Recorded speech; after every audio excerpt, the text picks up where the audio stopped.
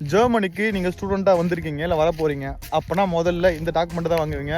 இதை பற்றி தெரிஞ்சுக்கலாம் வாங்க. ஆன்மல்டோங் இல்லைனா ரெசிடென்ஸ் ரிஜிஸ்ட்ரேஷன் சர்டிஃபிகேட்னு பேர். இப்போ ஜெர்மனிக்கு ஒரு ஸ்டூடெண்ட்டாக உள்ளே வரீங்கன்னா ஒரு ரூம் தேவைப்படும். ஒரு ஷேர்ட் அப்பார்ட்மெண்ட்டாக இருக்கலாம், இல்லை ஸ்டூடெண்ட் டோமாக இருக்கலாம், எனி கைண்ட் ஆஃப் ரூம். இந்த ரூமை வந்துட்டு பக்கத்தில் இருக்க பூகராம்ட் இல்லைனா சிட்டி ரிஜிஸ்ட்ரேஷன் ஆஃபீஸ்னு ஒன்று இருக்கும் பக்கத்துலேயே. அங்கே போய் இந்த சர்டிஃபிகேட்டை நம்ம வாங்கணும்.